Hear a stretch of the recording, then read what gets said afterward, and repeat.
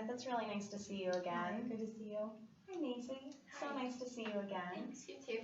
I'm so happy that you both could come in today. As you know, we did an evaluation last week, and I'm hoping today to share the results of that with you, and also go through some recommendations that I have for moving forward. Before we go into that, do either of you have any questions or concerns, anything that you'd like to talk about before we move on? No questions. I'm just kind of nervous. Yeah. To hear what you found. Certainly. You went through a big evaluation process, and so I'm sure you're very curious to hear what we found from that, which is completely understandable. My goal walking out of this meeting today is that neither of you are feeling nervous or anxious about it, but that I can answer any questions that you have and hopefully ease your minds about where we're going to move from here. Great. All right, so we did go through that big evaluation last week, and my team and I found that you have a lot of really wonderful strengths, especially in talking to your teachers. They had awesome things to say about you in the classroom as a student, but also just as a person and how you interact with your teachers and your peers, which is really wonderful. We did find, though, that there are a couple of areas that we feel like there could be a little bit of improvement to help you academically, but also to help you in your future career, which I know, your goal is to be a teacher, which is wonderful. Yeah, she's so good at kids. Yeah, that's great. So one of the things that we found is that there seems to be a bit of a challenge with figurative language, which would be language that's not concrete, but a little more abstract. So when people say things like, it's raining cats and dogs, understanding that that doesn't mean they're actual cats and dogs falling from the sky. So that was one area that we found probably could use a little bit of improvement. We also found that there were some areas of needing improvement in pragmatic language, which is social communication, so how we interact with people. And in that area, it was specifically in nonverbals, which is like reading facial expressions and understanding what those mean. So, moving forward, we did find that an appropriate diagnosis that we have for Macy right now is of mild autism. You seem a little surprised, Macy. How are you feeling? Autism, that's like a really big deal. That's a major disorder. I just feel like she doesn't have the same qualities that people that I know with autism have. They say things over and over again, and they won't look at people, and they need someone with them at all times, and she's pretty independent. So you're feeling like Macy doesn't really fit the description of what you know as autism. Yeah, I just think the label is scary for us. Certainly, which I understand. But it is important to understand that autism is a wide spectrum. So there, on one end, are people who display quite mild symptoms, and that's certainly where I would place you. The characteristics that you're showing are quite mild, and really not interfering with your life too much at this point. But it is something that we want to address, while there are people on the opposite end of the spectrum who are like you were describing, who show much more severe characteristics of what we often think of as autism. Does that make sense?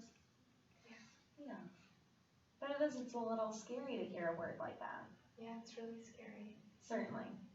And I'm hoping that through working with me and working with some of your peers who are having similar challenges, that you'll be able to see it as just an area. It's really just showing an area that you can make some improvements. You're still yourself, you are no different at your core, but this is just going to provide you the opportunity to seek services while you're here at school that will help make things much easier day to day. Does that sound okay? Great. Yeah, I guess I'm just concerned if you're taking her out of class with her, she has been bullied in the past, just putting that attention on her and her missing her classes she's really great at academics, and I don't want to see that drop because of pullouts. Certainly, which I completely understand. You don't want to see her miss out on too much, especially when she's in high school, and this is such an important academic period of time.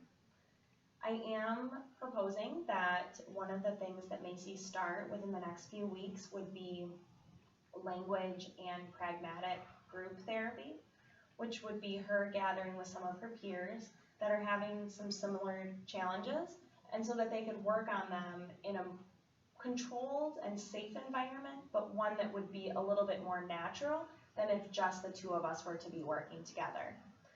We're going to try to, make that as efficient as possible, because I certainly don't want the students to be missing any more class time than they need to. But there's also a possibility that we could meet before school or after school, so that there's the chance that no class would be missed. Yeah, I'm just not sure if that's gonna work for us. Macy's really busy. She does ballet 4 times a week. She's a really good dancer, and she's got a close group of friends there, and she doesn't necessarily have that at school, so I don't want to take that away.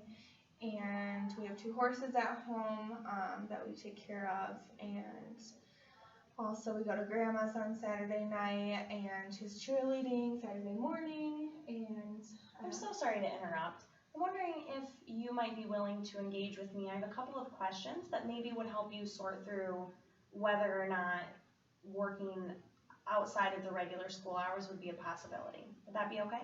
Okay. Wonderful.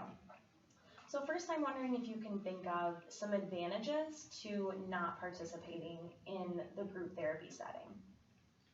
I mean, we're just so busy, and I don't want to take her away from school or her extracurricular activities, so I think that's the biggest advantage, and, not bringing attention to her that she doesn't need. Okay. Can you think of some disadvantages to not participating? I guess I'm just concerned because she wants to be a teacher, and I want to support her and do everything we can so she can do that, since that's her goal. So if we don't do it, that might be a challenge. Absolutely. Next, I'm wondering if you can think of some disadvantages to participating.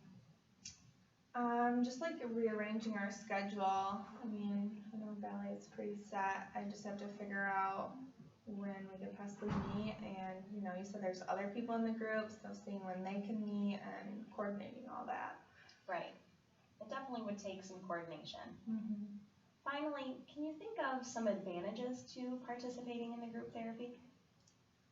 Well, I think it would just be good to interact with peers that are on her same level, and for her to feel safe to practice those skills and not be, bullied or anything for it, and you'll be there to support, and so hopefully those skills will carry over into her other areas of school and stuff like that. Yeah. Macy, is there anything that you'd like to add to any of that? Well, I was nervous at first, like hearing about the group stuff, just because I've never done so well in big groups, other than at ballet. But I mean, when you said that I'd be with kids like on my level, I mean, maybe I'll make some new friends. Yeah, it might be good.